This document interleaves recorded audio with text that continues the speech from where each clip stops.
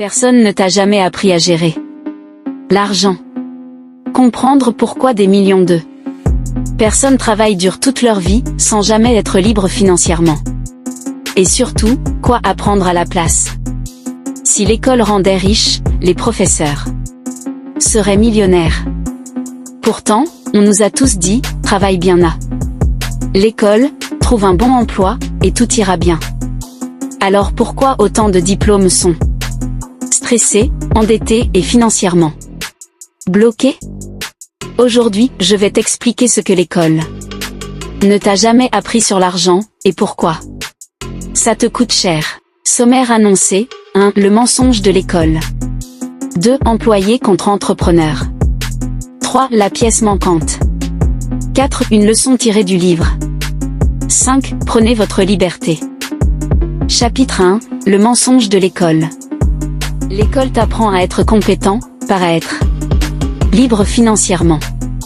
L'école valorise notes, diplômes, obéissance. Elle ne parle jamais de budget, investissement, inflation, dette intelligent contre mauvaise dette. Warren Buffett disait: plus tu apprends, plus tu gagnes. Seulement si tu apprends la bonne chose. Analyse Bloomfield.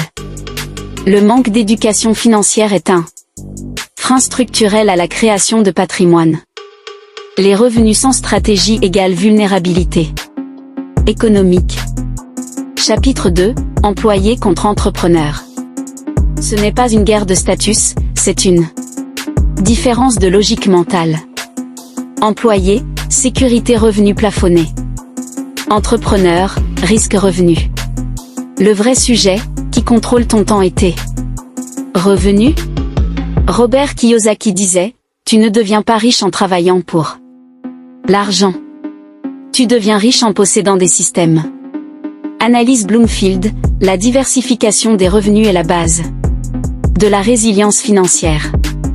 Dépendre d'une seule source égale danger économique.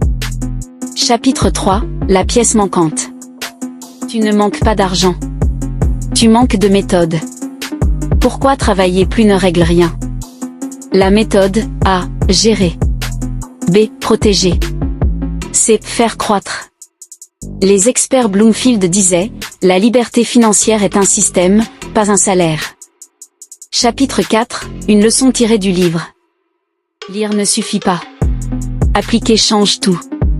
La leçon numéro 1 des grands livres financiers, paye-toi en premier. Épargne avant de consommer. Phil Knight disait, la discipline est le pont entre les objectifs et la richesse. Warren Buffett disait, ne garde pas ce qu'il reste après avoir dépensé. Dépensez ce qu'il reste après avoir épargné. Chapitre 5, prenez votre liberté. La liberté financière commence dans la tête, pas sur le compte bancaire. Arrêtez de vivre pour impressionner. Reprendre le contrôle de ses décisions. Construire un projet financier personnel. Analyse Bloomfield.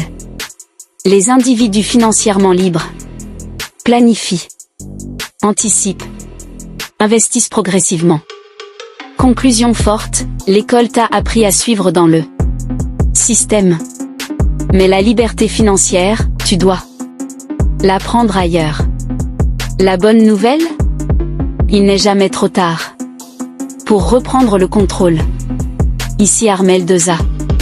On ne nous a pas appris l'argent à l'école, alors je t'enseigne ici. La liberté financière commence maintenant.